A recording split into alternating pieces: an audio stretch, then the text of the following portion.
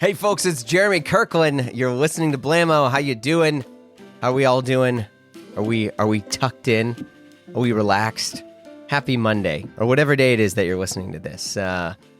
Life is we're on the train. All right, we're all moving. We're all moving some way. Whether we're going in a good place or bad place, we're just moving. And I am just trying to keep my head down and move forward. But there's a lot of good stuff out there. Speaking of good stuff, and this is not even a cheesy transition, although you might even say it is. Avery Trufelman is back on the pod. If you don't know who Avery Trufelman is, she is one of my favorite journalists. First off, you probably already do, but she's also the host and creator of Articles of Interest, which is a incredible, amazing, award-winning podcast about clothes, about the history of clothes and the culture behind it. I mean, she's set the bar huge. She's the best. But I've known her for years now, and Avery is. It's always good to have her on the pod. One, because when you get a journalist on the pod, it's they like to put the questions back on you. You like to it's more of a conversation, and you get into it, and we did. But her new season of Articles of Interest is out right now, so definitely check it out and listen to it. It's about gear, and we get into it.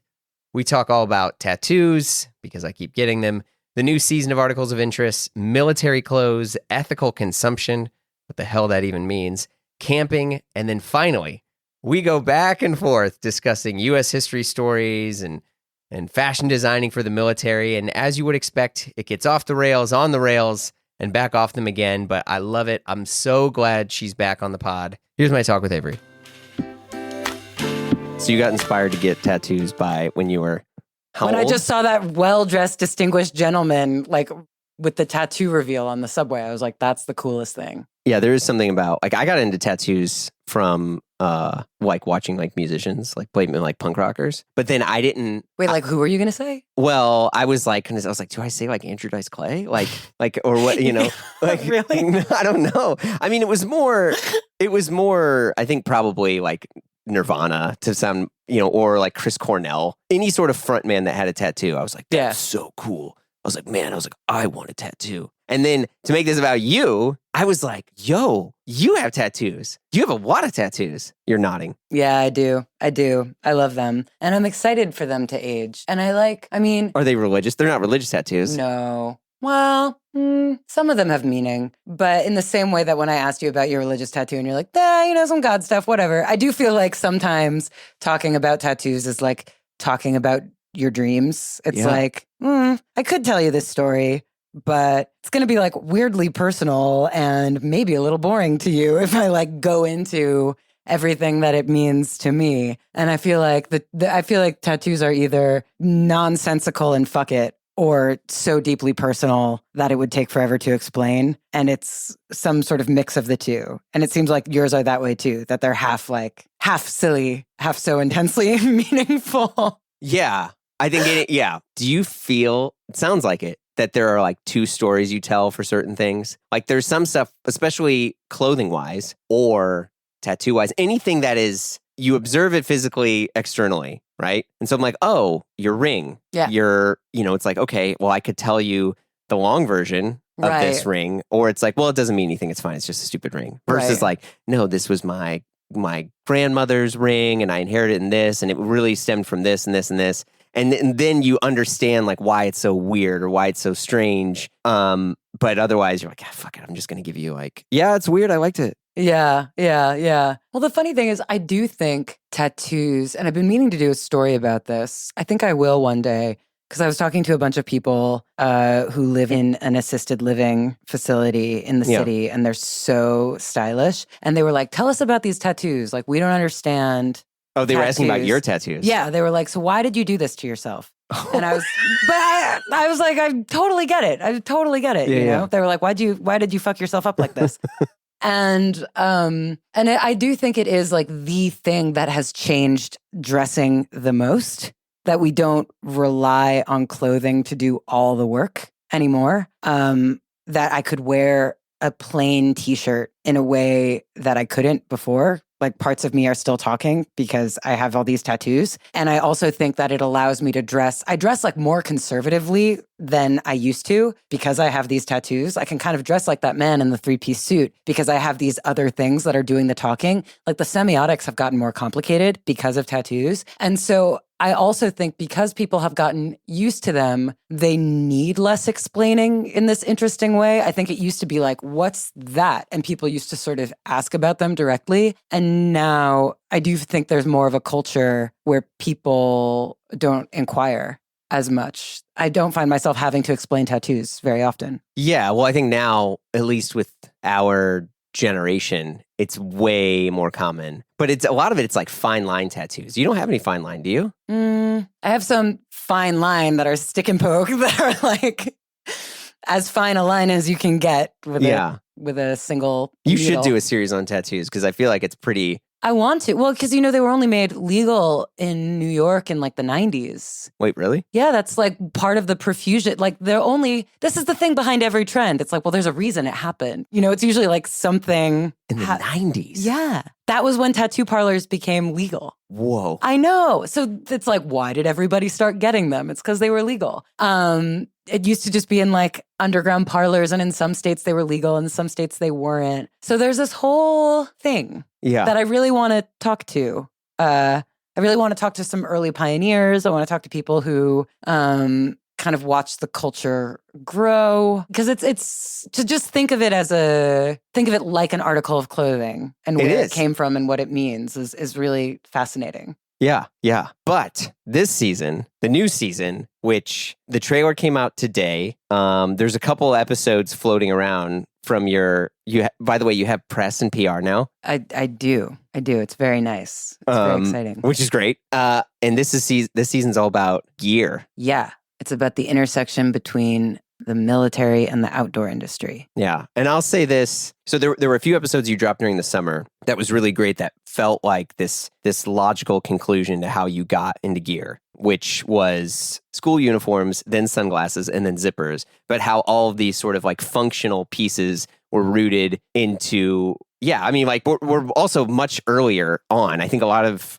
people, you kind of don't always question where like things come from, but especially the sunglasses and how these were all like medical devices and things that came from the military in terms of zippers. And you went to YKK, which was incredible. But then everything connected to gear, where we're at now. So I'll ask this: how long does it take you to do like a season? Like, did you feel rushed to do this? Like, do you look at things like you have a production calendar and you give yourself a certain amount of time? I mean, there was a production calendar, but it never feels like enough time. I mean, to give you an idea, I haven't finished it yet. Like, oh, you're not done? No. When you called and I was so brusque with you earlier, when I was like, I'm in it, I really was literally in it. I was like, what does she mean? She's in it. I was like literally in Pro Tools and like finishing something. Like, I am so like every day. And when you called me, I was in sweats. I was like, oh, I gotta shower. Like every day I roll out of bed and I like do more work on the series. And it's been this way since August, I think, that I've just been sort of hiding in my room. It's really intense. It never feels like enough time. I've been collecting tape for this since I worked on the last series. I guess that was 2022. And I've been thinking about it for a long time. But yeah, because like your last season, I mean, the episodes are few and far between here. But they're all these like very heavy, incredibly well produced. I mean, congratulations on your time. Oh, thanks. One of the best podcasts of all time. Oh, thanks. Well, that felt a little bit like a epitaph. I don't know. That felt like the narrative podcasts are a little dead. You know what I mean? That's just because you're in it. No way. I mean, we can talk about that. I think they're a little dead. I think they're a little dead, which I'm fine with. Says the person who makes the narrative. Yeah, but I'm fine being a dinosaur. It's very funny. People call me sometimes and they're like, "How do I produce a podcast? Like, what's your advice for making a podcast?" I'm like, "Don't listen to me. I don't make anything that's like economically viable or popular, or like it's not the way that things are done. Like, I'm not Alex Cooper. Like, there's a way to do these things that is popular now, and that is not my way." Who was I talking to? I was talking to someone and I was like, I don't mind that what I do has gone the way of the buffalo. I'm one of like the last buffalo that like lives in a container in Golden Gate Park. Like, that's fine by me. You know what I mean? That's fine. Okay.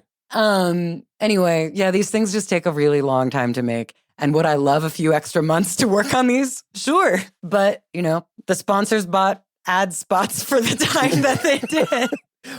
And you got to give them what they want. I'll frame it this way. With what you're doing and how you do it, even though it is a audio, I'm air quoting that word, show, it is a very visual show in the sense of like how you describe things, the type of, do you record this like binaurally? No. Oh my God. And I do it with like really shitty equipment too. But I think it's really about being there. Like you can tell I'm going to all these places. You heard the factory. You heard the YKK factory. You hear the people there. You also describe rooms. You just, so it does feel, but with all that, were you ever like, fuck it, like why don't I just have a camera with me? Because I'm not a camera person. Like I can barely take a picture, and I don't like being in pictures. I'm a non-visual person. And I think it gets rid of intimacy once you have this intermediary thing, like obscuring the eye. Oh, wow. I really enjoy just having a microphone. I really, really like it. And it's like never crossed my mind. It is so... Did anyone ever like DM you and were like, hey,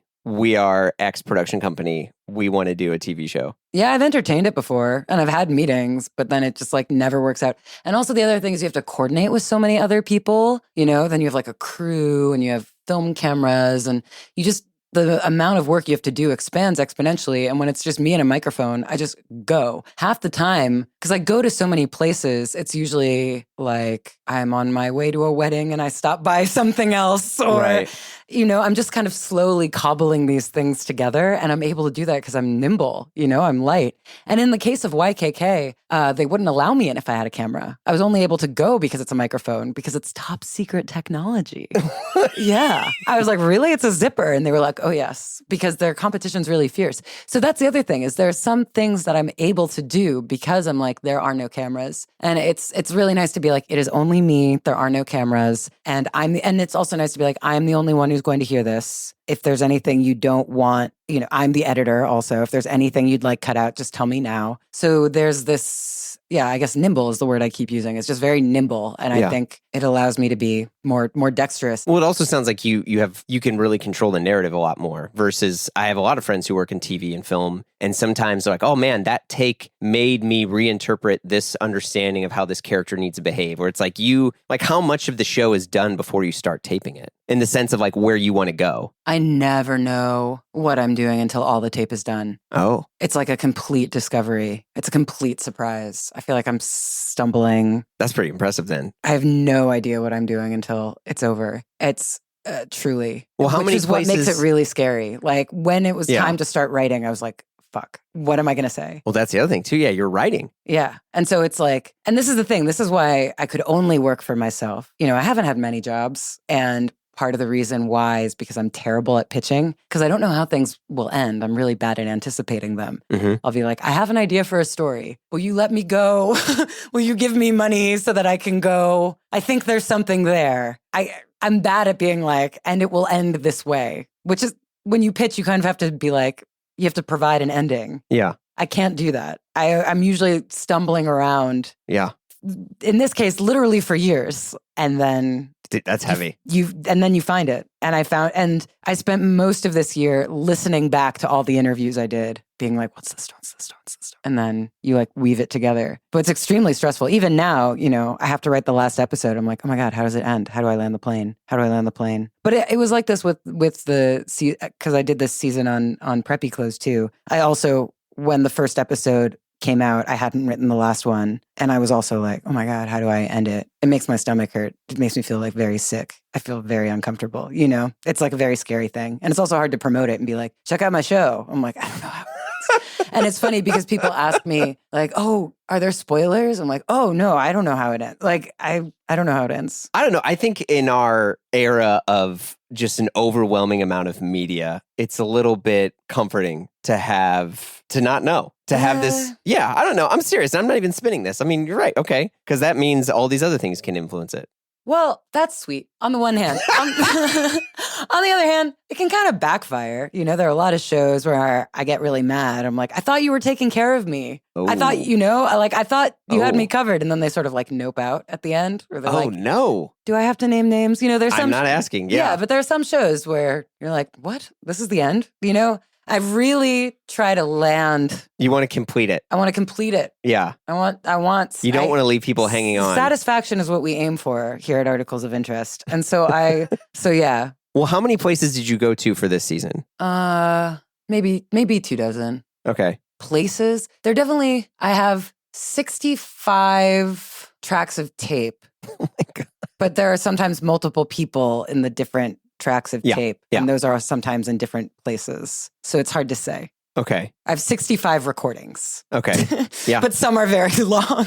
Yeah. That is so intense. What were the things that you discovered that were the most exciting for you? Where you're like, oh, I'm so grateful that I know this now. I mean, for me, just to set you up, knowing how much YKK was going on as through like military contracts, through basically this, something that's very forgettable in a good way. You're like, yeah, it always does it. I don't need to ask anything else from this, but you realize that there's a ton of development from it, a ton of technology, and you're like, oh, this is kind of nice. Yeah. Yeah. Did you have any feelings like that with, gear? I don't know if you talked about Gore-Tex, if you talked about... Yeah. I talked to Gore-Tex just a little bit. It was a really weird world. Getting into the world of like military contractors. Because, how do I put this? When I first heard of like military contracting, I thought like, mwah, like piles of dark money or like Blackwater. Yeah. But it's not like that at all. One of my favorite parts was talking to, the brand Outdoor Research. Very familiar. Yes. Yeah, they're great. Yeah. They were one of there are a lot of outdoor companies work with the military, and a lot of them try to play it down. Like you have to go to their website and you search tactical. And you're like, oh, there it is. Well, it depends on your customers. Some people may be really for or against that. Yeah, I would say most places, you have to kind of like know it's there. Mm-hmm. Except Outdoor Research, they're really upfront about it. It's like on their homepage, there's a tab that says tactical. They're really upfront about it, which I super appreciate. That they were like, this is not at odds with who we are. We make clothes for soldiers. And one of the weirdest things was I went to their headquarters and I talked to their design team. And then they were like, do you want to see where we make the gloves? And they brought me in the elevator one floor up, and there was a full-on factory in their office building in downtown Seattle. It was the weirdest thing. I was not expecting it at all. And it's because when you make clothes for the military, you have to make it all in the United States. And they just kind of found themselves getting into this business, and found themselves making a factory in their building. It's actually really cool. And they're really proud of it. They're like, we support American manufacturing. Yeah. And the way American manufacturing works is like through the military. So I really appreciate their honesty and their candor. And part of their honesty was talking about how it really works to contract with the military. And it's like crazy. The military, they had this great line that was like, the military is our best customer and our worst customer. Because you could get a military contract, right? And then suddenly you're making hundreds of thousands of gloves, right? Amazing. Mm-hmm. That's a gangbusters order. You've hit the jackpot. But to get to that point, it is so long and so bureaucratic. The government is trying to make the cheapest gloves they possibly can because made in America is so expensive. Like these gloves cost like $200 each. And so Outdoor Research will like present the government with a glove, and they'll be like, remove these features, remove these features, remove these features. And then if some other company is like, hey, we could make those gloves for like 2 pennies less, the government will pivot. We walked by these machines and they were like, oh, we bought these for a government contract. The government pivoted. Now we're trying to sell these machines. It's like a pain in the ass. It is not some like mwahaha dark money thing. By the end of talking to them, I was like, why do you bother? Like making that jackpot money. I was like, this is not even worth it. This is it struck me as like almost charity to like contract with the military. Whoa. It was not what I thought it was at all. And it was really, they were like, we really believe in it. We like believe in doing made in America. We believe in clothing the soldiers. And we like testing our gear on soldiers. Yeah. And I was like shocked that anyone would bother to do this. So that really turned my head around, that like military contracting is not what I thought it was at all. And there are some companies that really do just like rely on it. There are some companies that really do their bread and butter entirely. Mm-hmm. But with a company like Outdoor Research, where it's like half civilian clothes, half military contract. It's like, I can't believe you bother. I really cannot believe you bother. It's amazing. Wow. Yeah, that was totally new to me. And so when people sometimes turn to me and they're like, I can't believe like my clothes support the military, I want to be like, listen, okay, I know what you mean, but it's like, it's not as evil as you think. It's kind of weird. Like, Yeah, it's not what you very think black it and is. white, I think. Yeah. There is, you're right. I think a lot of people will think, oh, I don't want because there's so much like ethical commerce where people are like, oh, I only want my money going to this company because they're for this company or they're against this war, or they're for this thing. And all of a sudden you find out that this company is pro that or this, and you pull all your money out of. And I think, when you think how a company might be working with or making mil-spec stuff, it's cool if it's vintage, but if it's current, it's scary. 100%. And a company like Outdoor Research is so fascinating because they're like a crunchy, outdoorsy brand that really cares about sustainability and environmental impact. And then they do this stuff, and it'd be easy for someone to be like, what? I don't understand. And the truth of the matter is, like, this is America, honey. Like, your phone company supports the military. Your internet provider. It's true. Like your favorite airline, your car company. Did you get into DARPA? Not really. I'm mostly sticking to like... Yeah. Yeah. Well, because DARPA is more tech versus... Yeah. Wait, hold on a second. Okay, before you send that DM or text that friend, I know what you're thinking. You're ready to buy your first serious watch. Or in other cases, maybe your fourth or your fifth. But look, man, it's hard out there. It really is. From this dealer or that store that wants the purchase history or whatever. You're just, I don't know, you're almost ready to walk away from the whole game. But fear not, my friends. Check out Bezel. Bezel is the trusted marketplace for buying and selling your next luxury watch, with expert in-house authentication on every purchase. With over 18,000 watches listed right now, as of the time I'm recording this, from a mix of professional dealers to private sellers, you're just going to find what you're looking for. But wait, I know. You're like, Jeremy, I'm sorry. They don't have that X Rolex or that insane Omega. Well, reach out to them. Bezel has a real team of real people. Just create an account and be connected with a private client advisor, and they will guide you through the entire process every step. Once you decide on your watch, it's overnighted to Bezel HQ, where their in-house team of experts authenticate it, and then it's on your way to you. If anything is amiss, the watch is not listed correctly, whatever it is, they'll let you know, the buyer know, and the offer to refund you or source you a new one at a similar price. It's pretty good, right? This has been part of the Bezel ethos since launch. I've even spoke to the founders about it.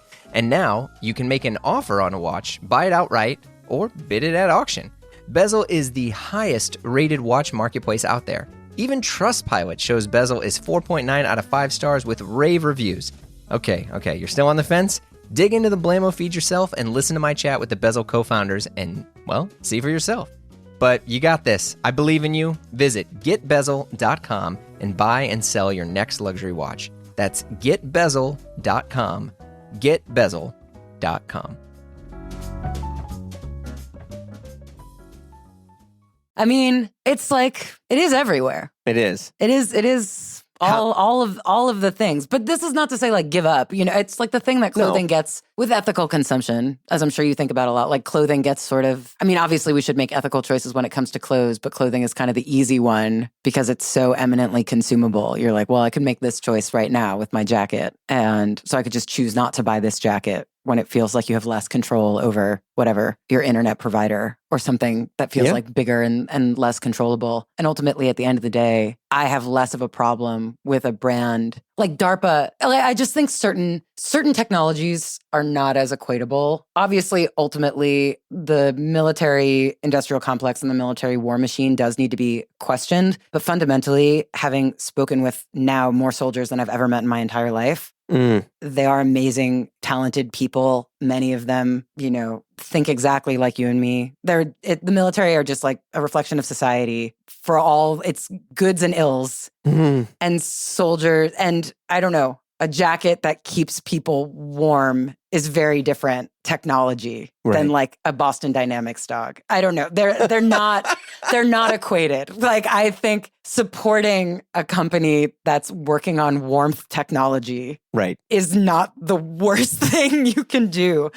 I don't mind that technology, that is good technology to support generally. I think generally speaking, Yeah. soldiers deserve to be warm and dry. Fair. I think we can all agree on that. And I am no like anti or pro any of these things. But like, I'm curious, one of the things is you're an incredible journalist, and how whenever you frame, why are you wincing? I don't know. But that's the thing. I get on my kumbaya shit and then I go, No. No. But I get on my kumbaya shit and then I hear like a horrible, and then like the National Guard gets marched into American cities. I'm like, oh no. It's like, it's hard. It's a hard line to walk, right? To be like, everybody deserves to be warm and dry. And then when I went to Natick, they were also designing uniforms for Border Patrol. It's like, I go back and forth on it. It sounds like you're wrestling with whether or not your journalistic coverage of something involves an endorsement. Well, I am kind of wrestling with my own opinions on it. Which you're entitled to have. Yeah. But I think, and maybe this is something that can even be a part of your season. Yeah. And which I'm not suggesting or, trying to push on you. But I think one of the bigger questions that I, have for you is when people think of podcasters, they'll think of, it's almost pejorative, right? Because you are a Tell me about it. You are a journalist who I think always does a very, very good job of not, which is funny, right? The core of journalism is more about reporting. It's impartiality. And I think we're in this era now that podcasting really helps surface of people who are very biased, like me. And whenever I make a podcast, I admit my own bias against things where it's like, I have people on that I like. Now, I'm not really reporting, I'm more interviewing. But when I listen to your show, I always hear your own internal, thought process of like, oh, now does she as an individual like this? Like, she's talking about prep, but how much of this had to do with you growing up and going to a prep school? Right. Like, is there an act of rebellion here? Is documenting this allow you to have this like, existential, understanding of your youth? Is there something that you can unpack from these things? And so I'm curious, in you talking about gear, was there something there that you were like, yeah, this was rooted in the fact that I went camping and I broke my leg, and it made me constantly question, it's like, what is it like to live off the grid? Or I'm wrestling with wanting to run away. Like, I don't know. No, I mean, and the funny thing is I normally, when I did the preppy season, I saved my like personal thoughts till the very, very end. Very good. I know is awesome. Thanks. But this one, I mean, no, I'm not outdoorsy. I don't really have, obviously, like my grandparents were in the military, but they're not around anymore. So I couldn't really talk to them about it. In my adult life, I really don't know. I didn't speak to many soldiers until I started this research. And that was, I really just started thinking about it from a fashion perspective with the most facile, basic takes, looking at any dumb fashion TikTok that's like, did you know the peacoat comes from the military? Like, did you know that like khakis come from the military? Everyone's like, the military is the basis of all male style. I was like, oh, well, that's an interesting topic. I should talk about the military. And so that was like my idea is I was like, oh, I'll talk about military clothes. And then you go like one step deeper and it's like, oh, actually, there's a little more here. And so the thing that kept coming back over and over again is this connection with the outdoor industry over and over again. And so I found myself drawn into that. It was unavoidable. And which is something like, I'm not a very crunchy person at all. I'm like an indoor cat. And so I kind of did the opposite this time. I really show my cards. I'm like, I'm a civilian. Do you ever go camping? No. Like I really don't know anything about this. Although I save the part where I admit that I don't go camping like until the end. Spoiler, I don't go camping. I don't either. But really? I want to. Really? Yeah, I'm dead serious. I want to do stuff. I want to I'm curious, why do you think, not we as a society, but many people in this era and time of comfort and air conditioning and internet and clean water and plumbing that we're like, it'd be sweet. Getting away from all this? Getting away from all of this. Yeah. And looking at the stars. Totally. It makes sense, right? If you put it in the language of trends, every trend forecaster has said that trends come with counter trends. Like in this era of supreme comfort, it makes sense that we would also rebel against it with extreme simplicity. May I ask, is there a reason why you haven't been camping? Yeah, I don't have the gear. Really? For me, there's a level of comfort that I want. And as I've gotten older, I'm less willing to compromise on it Yeah. in the sense that, like, I don't want to shit in the forest. Mhm. I'm just going to be very blunt on that. Yeah. I really like good plumbing. I like being close to bathrooms. It keeps me from having to take too much Lexapro.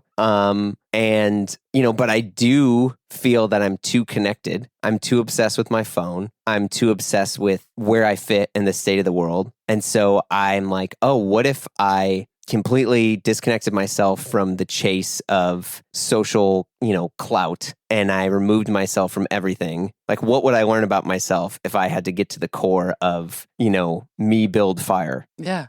There's this like Cro-Magnon desire. Yeah. But I would say I'm too scared to do it because I feel like I would need, like, well, I probably need like a Gore-Tex tent and maybe like a mat. And then, I want a mummy bag. I want a mummy bag in my bed. I feel like, no, but I think there's something to that. I feel like the stuff has been a huge deterrent for me because you have to buy the stuff to do the thing. And I don't want to buy all the stuff. Yeah. I really don't want to buy all the stuff. I don't even know if I like to do it. I know you can rent stuff.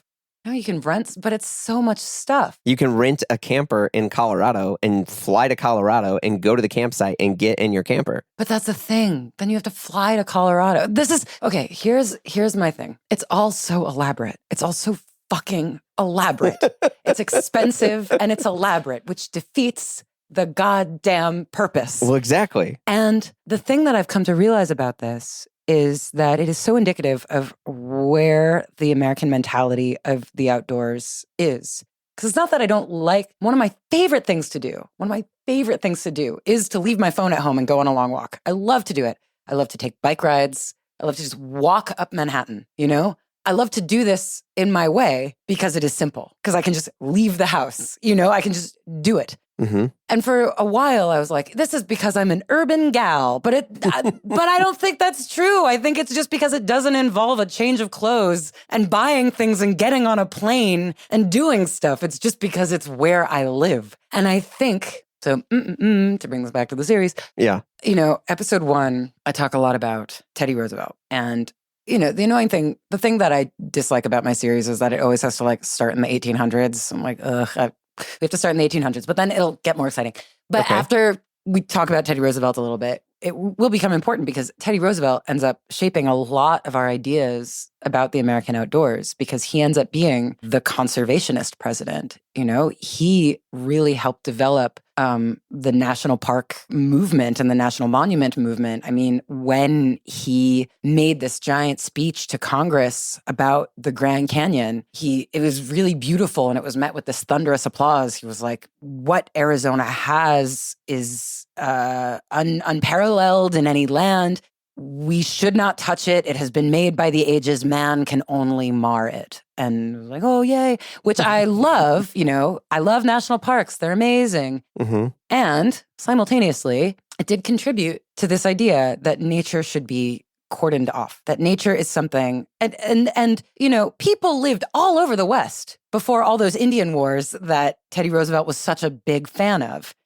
But it was this idea, and like people lived in all of these national parks. Many of them were like sacred spots Mm-hmm. to indigenous communities. Of course they were. They're gorgeous, but it created this idea that no. Man can only mar this. We have to section it off, and nature is somewhere you go periodically and you look at, and then you go back to your world. And this is man belongs in disgusting man world, and nature is out there in nature world. We're getting a bit biblical here. But it's true. Rather than seeing nature as just like where you live. And I was thinking about this. I was like, I would love occasionally to go camp in the park. I wish I lived in a world. Did you go to any parks? Did you go to Glacier? No, I didn't. But part of it is like, you're not allowed.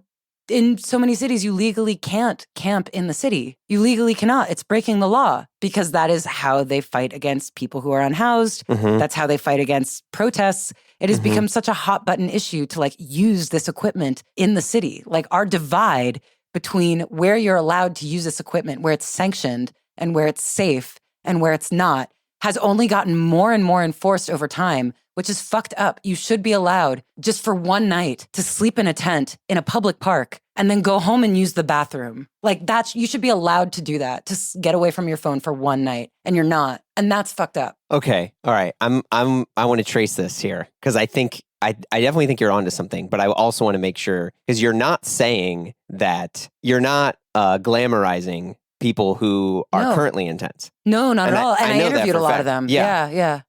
But what you are saying is that it's interesting how the same object is viewed in a very different socioeconomic way, depending on the physical location of it. And the people who are so frightened of, and these laws that are meant to harm people who have nowhere else to turn are also harming everybody. Well, I don't think everybody realizes that it's also harming all of our collective experience of the urban environment. Because this boils down to housing, is what it sounds like. It boils down to housing, but it also is like further severing any potential way that we could experience the outdoors. By making it illegal to camp in the city, we have ruined the possibility of like merging the camping experience with the city. Do you associate like camping with like some type of anti-capitalism thing? I just think that, like, okay, if we lived in a utopia, right? Like, let's say we imagined a world where, like, finally there's enough housing for everybody, Wonderful. Yes. Wonderful. Amazing. Like, yeah, then I'd love to camp in the city. I think that'd be an incredible thing. Like, that would be perfect. Well, like one night at the museum. Wouldn't that be beautiful if you were like, I'm feeling so overwhelmed by my phone. I'm just going to sleep outside tonight. I just need a break from it. Yeah. Wouldn't that be amazing if you could go? My daughter does want to camp in our backyard. Yeah. And I'm like, oh, I don't want to get the gear. I was like, I don't know. And then sometimes there's some deer that comes in the backyard. And like, I just don't want to.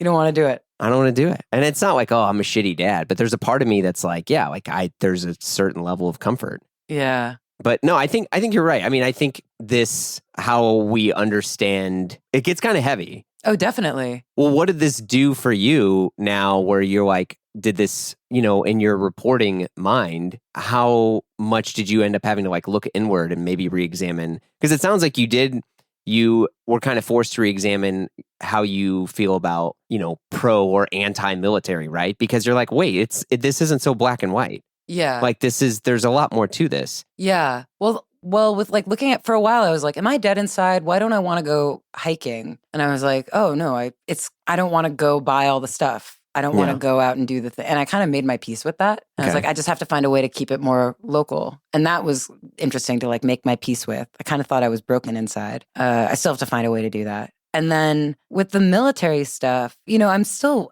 wrestling with it. And I think another thing, it kind of does go back to talking, because I did talk to a lot of unhoused people. Veteran homelessness is another huge thing. At the end of the day, America's really shit to our veterans. Like ICE is also arresting veterans, like while we lionize the idea of the soldier, like what does it actually mean in modern society? Like we have to put our money where our mouth is. And so that's the other thing. And I'm not it's not the most original idea in the world to be like, I respect the shit out of soldiers and I hate the institution as much as ever. Well, it's not the most original idea because it's an idea that requires like constant examination, and it's also an evolving idea. Because what does it look like now in this day and age in 2025 with what's happening versus 15, 20 years ago, right? Well, a big difference, a huge thing, a huge part of it is, and a huge part of the aesthetic of the outdoors is the role of special operations and like the special ops community. Can you elaborate slightly? Yeah. Okay. So, so how to put this simply? Ever since World War II, there have been smaller teams that go do special things. Like in World War II, this is kind of the origins of the Navy SEALs, but they were called UDT, underwater dive teams. And I mean, they were fucking incredible. They were these guys wearing nothing but little short shorts and flippers and a K-bar knife, and they would dive into the ocean and dismantle bombs, like incredible feats. These like small, specially trained elite teams. And so you get more of these like small special teams in Vietnam. This is when you get like the Green Berets. The Green Berets learn Vietnamese. They like go and they train across enemy lines. They form alliances. Sometimes the Green Berets are called like anthropologists with guns, but they're like a small team. And so the thing with these special operators is that they're very small, they're very elite, and they don't behave like normal soldiers. They kind of have more leeway, they have more freedom, and their ranks start expanding after Vietnam. So in 1977, the Army creates Delta Force, and Delta Force is created to deal with hijackings and high-profile hostage situations. And in 1980, their moment seems to arrive when 66 hostages are taken inside the American embassy in Tehran. And President Carter is like, okay, Delta Force, this is your moment. Go save the hostages. You and all the branches of the military are going to coordinate and you're going to save these hostages. It was a complete catastrophe. None of the hostages were saved. 8 Marines die. It was horrible because, Delta Force is this tiny elite team that's not used to coordinating with like all the branches of the military. And it was decided that, in fact, all the branches of the military should make their own elite teams and they should all get used to working together if something like this needs to happen again. So in that year, December of 1980, JSOC is created. What does JSOC stand for? Joint Special Operations something. Yeah. Joint Special Operations Command. Command. Yes, thank you. And so JSOC, I like to call it like the gifted and talented of the United States military. It's like the best of the best of every branch. Super hard to get into. And they're all there at Fort Bragg, like working together. It's kind of amazing. It's like this little military within the military in this interesting way. And the fascinating thing is these elite operators have so much more freedom, not only in what they do, but in what they wear. They can wear kind of whatever they want, to the point where Delta Force doesn't even have to file paperwork. They can just go somewhere and plunk down a credit card. They can just buy almost whatever they want. And because these guys are so elite and so badass and can kind of wear whatever they want, and they became very visible during the War on Terror because they were the group, especially like Delta Force and SEAL Team 6 were especially selected to like conduct raids. They were like, you're going to be the ones to grab suspected terrorists. So suddenly these teams that used to be like top secret were helicoptering onto rooftops and like grabbing suspected terrorists and yanking them out into the streets. Like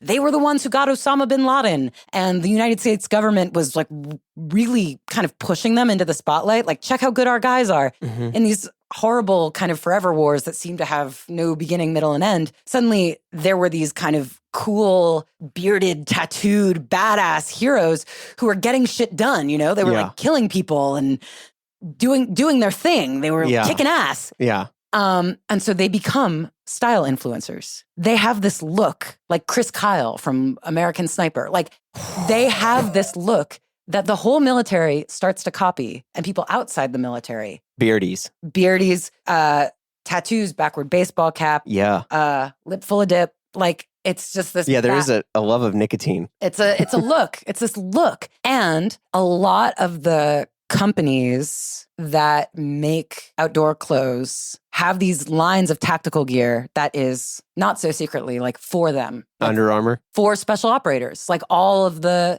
Arc'teryx Leaf. Like that's what Virgil Abloh was wearing at New York Fashion Week in 2020. Like that's a line for special operators, And Outdoor Research makes a line that is also not so secretly for special operators. It's like comes in matte black or Ranger green or multicam, and it's like harder to find, and the logos are cooler, and it comes in matte black, and it's just chic, A friend of mine used to work at Toto Kayo, and Canada Goose was like, will you sell our jackets? And they were like, no. And they were like, what about the line we make for the Canadian Special Forces? And they were like, yes. I think this is a huge part of where the trend came from, was that the military, these like outdoor brands started making clothes for special forces that then caught on, and these like menswear guys got hip to. That is very true. I mean, you're exactly right. I don't think I really thought of it that way, because I think there's a lot of people that you and I both know who would consider themselves very like anti-military pacifists, yet they are obsessed with what they would call as like tech wear. They're like, oh no, I really like acronym. And it's like, well, not that Errolson Hugh makes stuff for the military, but like, okay, there is it's that look. Yeah. And people, people would call it like urban ninja, or they would try to like push it further back to some type of military, but it was more like, feudal Japan but you want to look like this, and people would call it post-apocalyptical or whatever, but these are all military things. And I don't think I ever thought of it like that.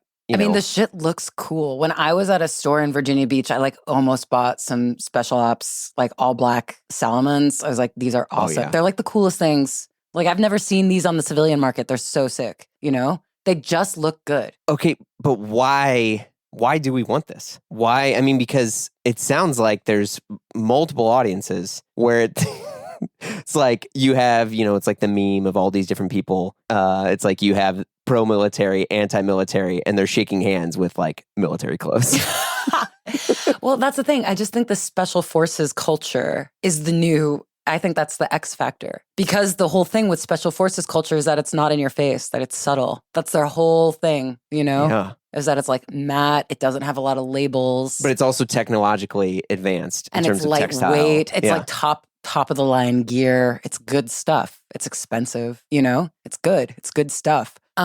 And so, yeah, it's just like a completely different kind of culture. And that's the other thing is their culture is really different than normal infantry culture. Normal infantry culture is like, sir, yes, sir. Mhm. And special ops, they call themselves like pirates and pipe hitters. They're the only people in the military who are kind of encouraged to be rebellious. Ooh. They jump out of planes. They speak multiple languages. They are, like They're video game characters. yes, they're real life superheroes. Yeah. And their ranks are small. There are only like a couple hundred of them. So that's the thing. They're like it's a different culture. It is a really different culture. And what they signify is different. Yeah. Yeah. One is like made to be leaders, air quote, and the others are meant to follow the leader, quote, And it's also sort of roguish, Yeah. I feel like the other thing about what the special ops represent is, and this is really dark. It's like we've kind of lost any sort of larger sense of meaning about what we're doing in any of these countries. But special ops is really good at killing bad guys. Like if you, and some of these are really bad guys. And I think your definition of a bad guy is, for the record, someone who is like physically harming, hurting people. And they're, most of these guys have like a torture chamber in the basement. Like these Yeah. are These are like Bond villain bad guys. bad guy. And yeah, obviously that term is used terribly and loosely within the United States military. But for our simplistic purposes, special ops is very good at killing, quote unquote, bad guys. They're very good at it, kind of at the expense of any larger progress or meaning in our wars. Mm-hmm. But this all circles back to the idea of like, what are we doing in our wars? A lot of our wars are now kind of fought through special ops and private militaries. It's like, what are we doing in Yemen with the Houthis? Oh, boy. Like, what are we doing? A lot of our wars no longer have to be like justified or explained or voted on by Congress and can be sort of fought by drones and special ops and Blackwater. Mm-hmm. And there's not a lot of buy-in from anybody. We like kind of don't know what we're doing anymore. And so that's the weird thing is I don't even know, like war feels so disconnected from even the troops. Yeah. Like that's what I mean. Like it's like special ops are on the ground kicking down doors now. Yeah. It's like a really different game. Yeah. I mean, it does sound like with your own bit of like journalistic curiosity on these things, it sounds like you're really wrestling with a lot of this stuff morally in terms of like what we were saying earlier, where it's like your coverage is not endorsement, but there is a bit of fascination to try to understand something further. You really do have to explore it. Definitely. And I don't know. And I think it's interesting. Well, and kind of with that fascination, I completely 100% absolutely disagree with all of the policies of President Trump. And at the same time, I am fascinated by the way that he was elected on this platform of like not hawkishness, which has proved not to be true. But I'm fascinated by the way that like JD Vance notoriously is like, I hate war. Like the right hates war. By this sort of united, and by the way that we're like, we're not going to support Europe anymore. That we're trying to like make our military footprint smaller. Yeah. And what the ramifications of that are. So I do know in the last episode, I did an interview with the defense editor at The Economist, and like talking about what that will mean. So it's just like a really interesting world to consider, because when we make our military footprint smaller, our cultural influence actually gets smaller. Well, have you in an heard of the interesting way. concept of soft power? You're nodding your head. Yeah. I mean, I think a lot of that, and by the way, this is not any sort of endorsement in any way, but the concept initially of soft power, when people talked about, the destruction of U.S. aid. Let's just call that out, right? That was an example of what people called as soft power, because when the U.S. was feeding so many people, there was an association, almost this sort of like, oh, this is food. I'm hungry and I'm getting, free food because I'm incredibly poor and in a war-torn sort of area where you're completely impoverished and you're set in a circumstance that is beyond your control, and you're being fed and there's an American flag on it. There's this association where it's like, oh, the U.S. is good. Yeah. And there was this concept that many people, you can, for listeners, you can Google this and really kind of explore it more on your own. But like this concept of like, oh, we're actually, and this is an imperialistic thing. It's just like we're making people understand that like these countries can be good. Yeah. And there are other countries that do this. The UN has done this for a long time, and there's things that say from the UN, and and they go in and they feed people in wherever, right? But this thing that USAID really represented for a lot of people was that. And it was in a way you could have a decreased militarization because you're nodding. Go ahead. Don't let me speak for you here. No, exactly. It was part of like how Europe felt so able to disarm and have peace. Yeah. They were like, America's got us. Well, and now they're all arming up. And it's real. That's really scary. It is scary because, I mean, a lot of, and I won't get too deep historical here, but when a lot of people go and try to have this like revisionist understanding of the Truman Doctrine, right? So for people who want to know what that is, go ahead and look it up. But the whole point of that was like post-World War II, Europe is completely broke. And Truman's like, oh shit, well, we have all this money, not really, but we have all this credit. And so we're going to more or less bankroll the entire, EU. That wasn't really the EU then, but we're going to give them all this money, and we're going to basically let them rearm themselves. But it's us providing that, and they're going to owe us. And for listeners, it was not a free handout. They paid, and they paid with interest. And for a long time, so much of the deficit was reduced by other countries who were paying back from World War II armament. And in a way, it kept the security. And this is where the tough thing here is. There's an asterisk on all this stuff. The security of the U.S. was safe, asterisk again, because we were responsible for helping people rearm. And that was a goodwill, and that basically helped create, also this was done in U.S. dollars. It helped create the U.S. as the best currency, best, air quote again, the best arms, the best all these things. And it created this level of security all throughout the world, which is why everyone's freaking out now in this sort of like new world order, because now the U.S. is becoming more isolationist, and that in a sense relinquishes our power and understanding of security, and in a way makes the U.S. more vulnerable because other countries are coming in and stepping up to fill the void, aka China, etc. Sorry. No, I'm trying to like connect some dots here. Exactly. No, it's so well done. But yeah, like I would encourage people to go and research, learn about the Truman Doctrine, read multiple perspectives on this and whether or not it was good or bad.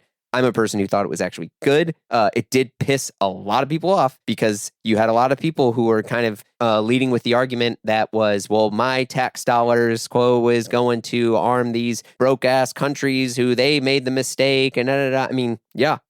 But in a way, it was a level of protection. And I think a lot of us look at this now because Harry S. Truman wrote a ton of, Missouri guy, wrote a ton of stuff of like, what the fuck am I doing? I mean, not quote, but kind of. Like, what am I doing? I have no idea what I'm doing. I think this is the right thing. He sought like godly counsel, which I also think is very interesting. Folks can go ahead and learn about that. Yeah. That's so interesting. He openly wrestled with this stuff and was confiding in his wife too, of just like, what am I doing? How is this happening? Because FDR is gone. Right. And if people are looking to have some like level of understanding and empathy, weirdly, Truman is an interesting person to unpack because he was a person who was not prepared, again, air quote here, for his ascent. He was picked as a VP so FDR could win again. But then FDR wasn't supposed to die. Yeah.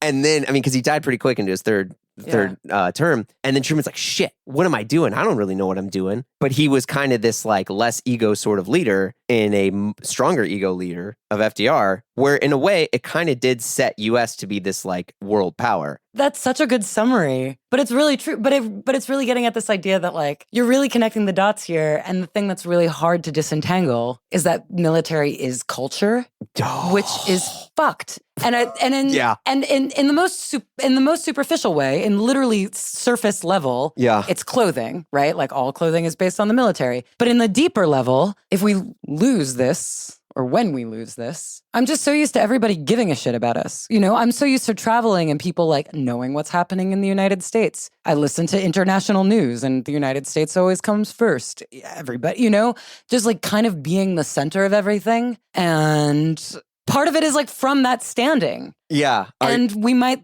just become another country, which is fine. I'm just not used to that. An ego ego death for the United States? It would mean an ego death. We'd just become another country, which we'd just have to get used to.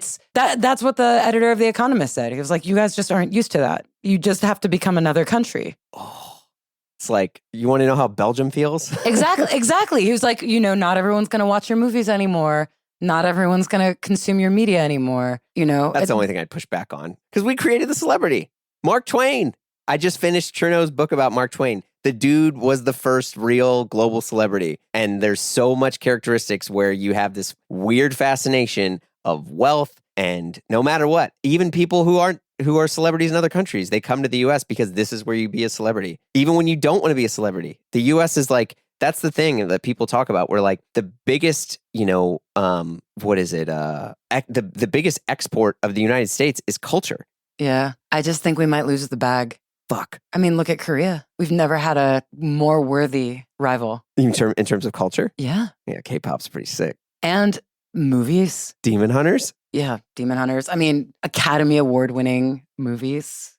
We've never had something on this. How many Korean directors can you name? But like, what does that even mean? That's a stupid question. That makes my own sort of, you know, ignorance and pro-Americanism without even realizing it. Yeah, I'm like Bong Joon-ho, but that's about it. Yeah, exactly, right? that's all I can do. Let me list all the American directors. It's like, well, because you're an American and that's all you know. Yeah. But it's just this idea that, you know, on the one hand, the goal of the military, you know, I talked to the fashion designer for the military, what do you mean? What is the... Yeah, her name's Annette. She's the fashion designer for the military. So that's a role. That is a job. Her title. That's a job she has. Okay, and go ahead. At the end, she said, you know, I end her interview with this piece of tape. She's like, and, you know, we want to make sure the soldier is comfortable and looks good. And at the end of the day, we just want to make sure that it supports the ultimate goal, which is to make the soldier more lethal. Oh my God. I was like, whoa, fuck. And so on the one hand, you can really distill it down. You're like, oh my God, this institution is about killing people. And then on the other hand, you can zoom out to what we were just talking about. And you're like, well, it is actually a lot more than killing people. It's protection. It's security. It's culture. Yeah. It's all of these things. So that's the thing. I zoom in and out. Because you can zoom all the way in and be like, at its core, it's a horrible thing. And then you can zoom all the way out and be like, but it means so many things. And I think that's where American culture zooms back and forth. You can get it down to what it is, which is awful. And you can zoom all the way out, which is, it imbues everything. But I don't mind being another country. I don't mind losing but I've never known it. I don't know what it'll be like. I mean, I don't mind that. I will say I'm very excited to hear how you're going to land the plane, but I will. You're helping me. You're really helping me. Thank you. Well, but I think ultimately, again, just like in the previous season, I will say as a fan of your show and as a fan of you as an individual, I think what makes the show the best is that it is still you as Avery Trufelman reporting on it. When you look at what we connect on, help me. I'm going to connect these dots here. All right. When we think about what is the most powerful storytelling, they're all personal stories. It is not a general random person. When we look at the hero's journey, right? Like what's the concept of the hero's journey? It is Twain. Right? Yeah, exactly. It is the hero that you connect with and you empathize with and you fall in love with and their wins are your wins. And I think ultimately, whenever we look at a strong piece of journalism, it's because we connect with that person, which is why still to this day, when you look at people like that go on different news outlets, there is a quote likability measurement that they have in there. And I think knowing more about how Avery's life is and where she came from and how that shapes your own perspective and viewpoint makes me more excited to learn, what you're going to do with the rest of this season. Because I can empathize with not knowing or maybe second guessing whether or not you are endorsing this or what, how you feel now that you learned more about like, okay, well, this place does military stuff. Do I like that? If I report on it, do I like it? What does this mean for me? How am I re-examining my own beliefs that I received? And we can tie all of this back in the current age that I think many millennials are at, into which they are at the stage of parenting their parents. And you are forced to understand the beliefs that were put upon you. So my sense of justice, my sense of right and wrong was instilled upon me on purpose and accidentally by my parents. And when those parents fail you or do the wrong thing, you're forced to be like, oh my God, was my idea of like righteousness and belief theirs? And if so, how do I form my own? I don't know. I really wrestle with that now as a person and other people I know whose parents are pro-Trump. Or they're pro-Trump and the other person's anti-Trump. Like Trump can just be, that's whatever. That's X. But, having to form your own belief when you're at the age now that like maybe you should, but you realize that the beliefs that you have were formed by the people that raised you. Yeah. I mean, it's Freudian, like family of origin or whatever, right? But totally. Well, yeah, it's just interesting because I also think as a nation, again, like this Trump thing, I think the dividing lines are not as clear because it's kind of like, well, JD Vance hates, like everybody kind of hates war in these different ways. It almost reminds me in the same way, I'm surely you know this, like a big reason we got rid of the draft was not just the counterculture, but like Milton Friedman, Yeah, like, exactly. Yeah. It feels like we're in a similar moment where like everybody's weirdly on the same page, but like for different reasons, that everybody is kind of like sick of the forever wars and like doesn't want to get involved in things. So we're doing these like drones and sort of secret wars and we don't really want to acknowledge them because everybody is really not into war. Like we want to win. We want to be the best, but we really have had it. We all acknowledge. Very few people are like, Iraq, no regrets, like. Well, this is where you get these weird sort of like strong air quote fundamentalists. And they're fundamentalists there's different perspectives of fundamentalism in the sense that they're like, well, look, at the end of the day, I just want to be a person who can live off the grid and I can do my own thing. And it's, to seek, what shit like that. We were all created equal and life, liberty, and the pursuit of happiness. That's exactly it. I feel like that's the divide now. And I feel like that's part of what the military entails. It's like, are you part of the like republic or are you on your own? And is having a military part of being in the republic? Like, do I have to pay for this shit? Is what I find myself wondering. Yeah. And I also feel like that's part of special ops culture is like, you don't need that. Like you can get your own gun. Like you're on your own. You don't need a military. Yeah. It's like, I think that's the vibe. We're going to find out. Anyway, thank you for helping me process this. This is very... We're going to figure it out. Anyway. All right. Well, it was a pleasure as always to have you on. I look forward to our next journey together. Thank you for... It always feels like therapy when I get to talk to you. Thank you so much. Likewise. All right. I'll talk to you soon. All right, thanks so much for tuning in. If you like what you heard, leave us a review on whatever app you're listening on. Of course, if you're driving, don't do it while you're driving. We don't want you crashing and getting hurt just to give us some 5 stars. It doesn't matter. Stay on the road. Thanks to Avery Trufelman for coming on the pod, and be sure to check out her new season of Articles of Interest, available everywhere you listen to podcasts. If you want more Blamo, you're like, man, I can't get enough. There's plenty more on our feed and in the archive, including our Patreon, where we have exclusive shows like Die Workwear with Derek Guy and Peter Zitolo, and the Triple J Show with Gian DeLeon, Jeff Hilliard, and myself. Just being Jays talking about clothes. It's also on video, too, for folks who are like, man, I want video pods. Well, it's there. Blamo is produced by Blamo Media. We're edited by Amar Lal, and I am Jeremy Kirkland. Email me at info@blamopod.com, and you can say whatever you want. Have a great week. I love you all. See you soon.